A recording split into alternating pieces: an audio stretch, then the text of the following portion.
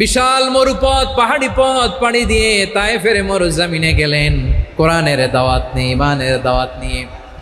কিন্তু তায়েফের লোকেরা বিশ্বনবীর দাওয়াতকে শুধু প্রত্যাখ্যান করেই থামে নাই, তারা বিশ্বনবীর সাথে অত্যন্ত খারাপ আচরণ করেছে, বিশ্বনবীকে শারীরিকভাবে হেনস্থা করেছে, আমার নবীকে শারীরিকভাবে অত্যাচার করেছে, আমার পেয়ারা নবীর গায়ে পাথর মেরেছে, বিশ্বনবীর গা বেয়ে ঝরঝর করে রক্ত ঝরেছে, নবী জামিনের মধ্যে লুটিয়ে পড়েছেন, আবার মেরেছে, আবার নবী হাঁটতে শুরু করলেন, পেছন থেকে আবার মেরেছে, আবার নবী রক্তাক্ত হয়ে জামিনের মধ্যে লুটিয়ে পড়লেন, আবার মেরেছে।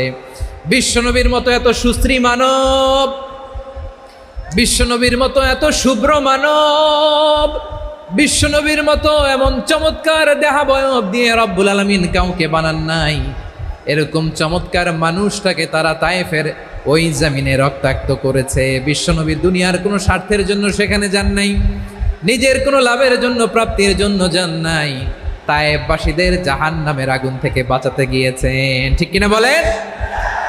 খেয়ে না খেয়ে দিন প্রচারের কাজে নিজেকে দিয়েছ বিলিয়ে, তায়েফের কাফিরেরা চিনল না সে আলো, দুষ্ট ছেলেদের পিছু দিল লেলিয়ে, পাথরের আঘাতে ক্ষত বিক্ষত হয়ে সারা শরীর থেকে রক্ত ঝরে।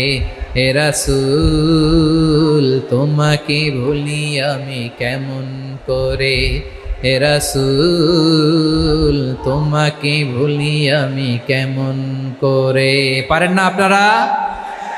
ধরুন আমার সাথে। হাজার ব্যথা বেদনার পরে ফিরে আসনি তুমি আপন ঘরে, দিনের আলো তুমি ছড়িয়ে দিতে, চলে গেলে মদিনায় মক্কা ছেড়ে।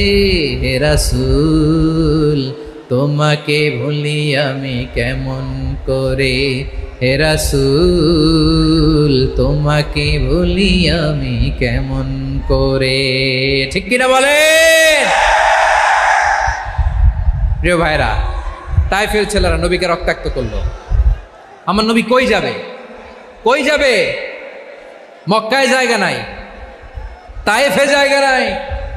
তায়েফ থেকে ভারাক্রান্ত মন নিয়ে আমার নবী মক্কায় ফিরে আসলেন। বিশ্ব নবী মক্কায় ঢুকতে পারেন না। মক্কার মরুভূমির দিকে তাকিয়ে, উপত্যকার দিকে তাকিয়ে বিশ্বনবী ধা ধা করে কাঁদেন, ঝরঝর করে।